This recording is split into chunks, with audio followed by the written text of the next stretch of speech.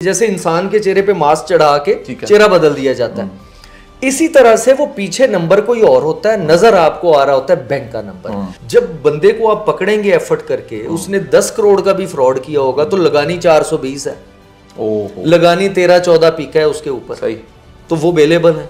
बिल्कुल बंदा बाहर आएगा, उसका हौसला बढ़ जाएगा। आपने बंदा ढूंढ लिया, अब जिस बंदे को ढूंढा है जहां से वो अमाउंट निकाली गई, हो सकता है उसका भी हैक हुआ, वो भी होता है। सही, आपको एक्चुअल बेनिफिशियरी तक पहुंचने में टाइम लग जाता है।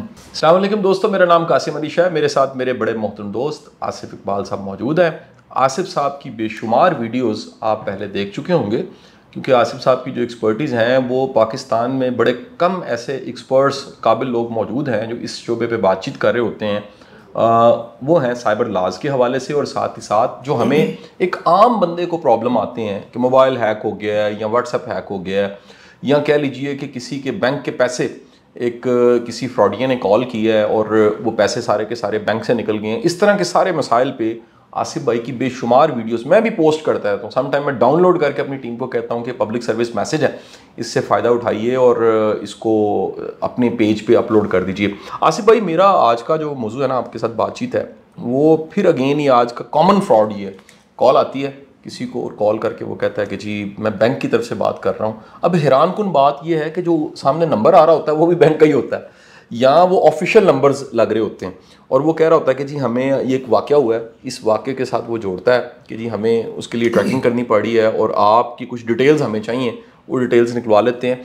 एक आम शख्स जो हमें सुन रहा है, हम तो चाहते हैं कि उसके साथ ये फ्रॉड ना हो, तो इस फ्रॉड से बचने के लिए वो क्या करे? क्योंकि उस वक्त कोई ऐसी हालत होती है, मुझे बड़े लोगों ने कहा कि हम ज़हनी तौर पे ऐसे ट्रैप हो जाते हैं कि लगता है जो कुछ ये कह रहे हैं हमें कर देना चाहिए। उस वक्त अपने आप को कंट्रोल करना और किसी के हाथों में आके इस्तेमाल ना होना, और इस नुकसान से बचने के लिए क्या करना चाहिए, और ये बेसिकली फ्रॉड है क्या?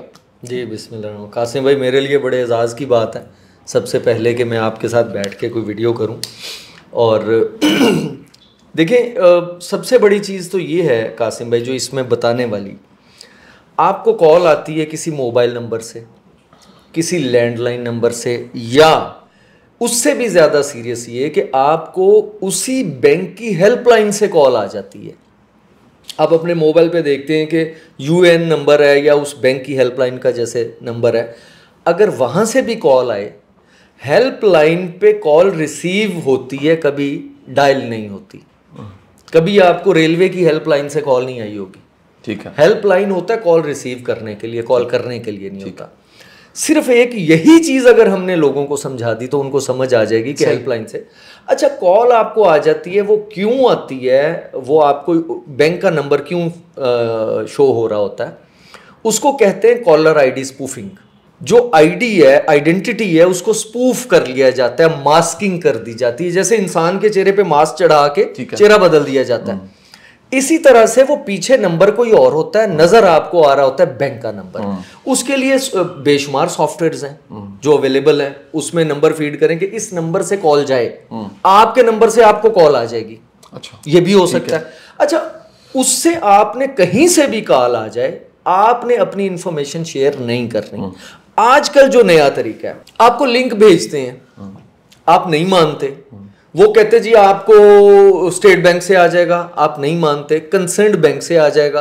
कहीं ना कहीं इंसान तंग आके कहता है कि यार ये वाकई बैंक का नंबर हो सकता है। बहुत सारे ऐसे लोगों के हमारे पास कंप्लेंट इस तरह से आई, या उनसे गपशप में पता चला, एक कॉल आई, दूसरी आई, जी अभी आपको ये कॉल कर रहा है, ये नुमाइंदा कॉल कर रहा है। वो आपको मेंटली इस तरह का जिच कर देते हैं कि बंदा कहता है यार जान छुड़ाओ, मैंने खाना खाने के लिए आया हूँ, या कोई हॉस्पिटल में पहले ही बंदा परेशान है, घर में कोई मसला हो गया है। तो ये वो चीज़ है कि जिस पे लोगों को बताना ये ज़रूरी है, देखने वालों को, कि कॉल कहीं से भी आए, ना आपने किसी लिंक पे क्लिक करना है, ठीक है, ना अपना कोई पिन शेयर करना है, ना कोई आपको कोई मैसेज आया आपकी सिम के ऊपर, ठीक है। आप सिम का मैसेज किसी को देने का मतलब या आपकी बैंक अकाउंट की डिटेल होगी, ठीक है, या आपका व्हाट्सएप होगा, या आपका कोई भी ऑनलाइन फेसबुक, इंस्टा, ट्विटर, कोई ऑनलाइन अकाउंट, जीमेल, गूगल, आपकी सिम पे मैसेज, इवन आपने 2 फैक्टर ऑथेंटिकेशन भी लगाई हुई है,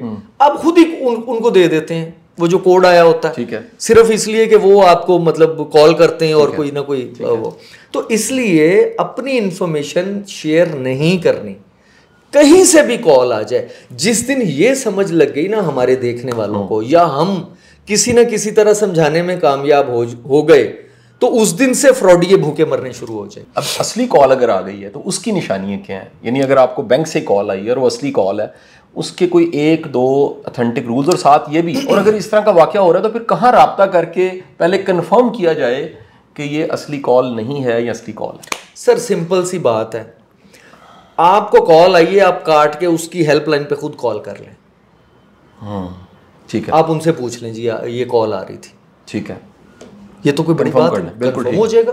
सर हेल्पलाइन से कॉल कैसे आ सकती है? हेल्पलाइन तो वन वे है ना। बिल्कुल ठीक। अच्छा, अगर आपके बैंक से आई है कॉल, ब्रांच से आई है, तो खुद जाके कर लें बात, ब्रांच से, ब्रांच चले जाएं, हाँ, कॉल को उसको डिस्कनेक्ट करें, कॉल मिला लें। सही। मेरा जिस बैंक में अकाउंट है, मेरे पास वहां के मैनेजर का, बाकियों का, या एटलीस्ट मुझे लैंडलाइन नंबर मेरे पास है, बिल्कुल ठीक, मैं कॉल कर लूंगा उसको, हाँ जी आपकी कॉल आई है, बताएं, कंफर्म हो जाएगा। अच्छा, क्या इस तरह का फ्रॉड होने के बाद अगर हो गया तो कुछ रिकवरी हो सकती है? इसमें हमारे जो लॉज हैं, सिस्टम है और जो इदारे हैं वो हेल्प करते हैं? रिकवरी की कोई मिसाल मिलती है? जी बहुत सारी मिसालें। रिकवरी असल में होता ही है कि एक अकाउंट से जब अमाउंट जो है वो IBFT के ज़रिए वो 2.5 लाख इधर ट्रांसफ़र कर लिए, किसी की 5 की लिमिट है, किसी की, अगला अकाउंट जिसमें वो ट्रांसफ़र करते हैं अमाउंट, वहाँ से मज़ीद आगे ले जाते हैं, तीसरे में ले जाते हैं, चौथे में ले जाते हैं, वहाँ से निकालते हैं पैसे वो। अच्छा, उसका रिकॉर्ड मंगवाना, ऑब्वियसली आपको लेटर लिखना है, कंसर्न एक बैंक से दूसरे में, दूसरे से तीसरे में, ज़रूरी नहीं कि एक ही बैंक की ब्रांचेस हो सारी, या एक ही बैंक के अकाउंट हो। ठीक है। जब दूसरी तीसरी चौथी जगह पे चली जाती है तो वो फिर उसको टाइम लग जाता है, 2 महीने 3 महीने 4 महीने लग जाते हैं। आपने बंदा ढूंढ लिया, अब जिस बंदे को ढूंढा है जहाँ से वो अमाउंट निकाली गई, हो सकता है उसका भी हैक हुआ हो, ओके, वो भी होता है। सही। आपको एक्चुअल बेनिफिशियरी तक पहुंचने में टाइम लग जाता है, लेकिन वो इसलिए हम लोग जल्दी करते हैं, जिसके पैसे गए होते हैं वो थोड़ा सा शोर डल जाता है, ये ज़रूर होता है। कुछ बहुत कम ऐसा होता है कि आप बंद गली में खड़े होते हैं। लाखों की रिकवरीज जो हैं वो साइबर क्राइम विंग जो है वो डेली बेसिस के ऊपर रिकवरीज होती हैं। लेकिन ये 2019 के बाद कासिम भाई ये इतना ज़्यादा क्राइम बढ़ा है ना, इसकी रेशो मेरे ख्याल से कि सोशल मीडिया का क्राइम 80-90% था उससे पहले पाकिस्तान में, और ये फाइनेंशियल क्राइम को 10-20% होगा। अच्छा जी। 2019 के बाद ये 50-50 पे आ गया, ये इतना इंक्रीज हुआ। इसकी क्या वजह? उसकी वजह ये है कि उन्होंने एक्सप्लॉइट किया आपके लोगों की, एक तो लोगों के साथ उनकी साइकी से खेला, और दूसरा उन्होंने कहीं ना कहीं वल्नरेबिलिटीज हमारे बैंकिंग सिस्टम के अंदर, आप बैंकिंग सिस्टम कह लो, फाइनेंशियल इंस्टीट्यूशन कह लो, वो भी एक्सप्लॉइट की गई। और ऑब्वियसली अब जैसे थंब इम्प्रेशन इंट्रोड्यूस हो गया, उसके बाद से ये थोड़ा सा कम हो जाएगा। अगर ये 5 साल पहले थंब वाला होता तो ये जैसे जैसे उस सिस्टम की वल्नरेबिलिटी सामने आती हैं, फाइनेंशियल इंस्टीट्यूशंस उसको मज़ीद सिक्योर करते हैं, वो कोई ना कोई और वल्नरेबिलिटीज, मतलब ऑनलाइन सिस्टम में साइबर सिक्योरिटी इतना अहम सब्जेक्ट है आगे दुनिया के लिए कि जिसकी अहमियत का हमें अंदाज़ा नहीं है, तो उसको बेसिकली उन्होंने एक्सप्लॉइट किया। एक और चीज़ इसमें बढ़ क्यों रहा है, आपके फ्रॉड के जो कवानीन हैं वो चाहे पीका हो, साइबर क्राइम एक्ट हो, वो PPC हो, या मतलब उसमें सजाएं बहुत कम है। सही। जब वो बेलेबल होगा, सही, जब बंदे को आप पकड़ेंगे एफर्ट करके, उसने 10 करोड़ का भी फ्रॉड किया होगा तो लगानी 420 है, लगानी 13-14 पीका है उसके ऊपर, सही, तो वो बेलेबल है। बिल्कुल। बंदा बाहर आएगा, उसका हौसला बढ़ जाएगा। इस पे कवानीन, जब फाइनेंशियल फ्रॉड ज्यादा हुआ, फॉरेन लेजिस्लेशंस होनी चाहिए, लोगों के लिए कवानीन होते हैं ना, कानून फ्रॉडिये के लिए नहीं होता, कानून बेचारे विक्टिम के लिए बनना है। अब जब एक क्राइम आपके यहाँ पे ज्यादा बढ़ रहा है, आपको नजर आ रहा है कि यहाँ पे क्राइम बढ़ रहा है, उसकी सजा बढ़ा दे। चले हाँ, अगर करोड़ों का नहीं हुआ, एक बंदे बेचारे की कमाई ही सारी 1 लाख रुपए है, ठीक है, वो 1 लाख चला गया।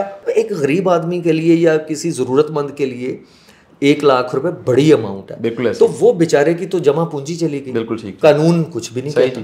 तो इसलिए कवानीन को मजबूत करना ज़रूरी है, और साथ में ऑफ कोर्स हम लोग जो हमारे जैसे भाई जो बैठे हुए हैं जो लॉ इन्फोर्सिंग एजेंसीज में, उनकी काउंसलिंग की भी ज़रूरत है। ठीक है। उनमें भी कोताहियाँ होती हैं, ये मानना पड़ेगा। तो उसके लिए भी काम करने की ज़रूरत है। आसिफ भाई बहुत बहुत शुक्रिया, बड़ी मेहरबानी जी आपकी, थैंक यू।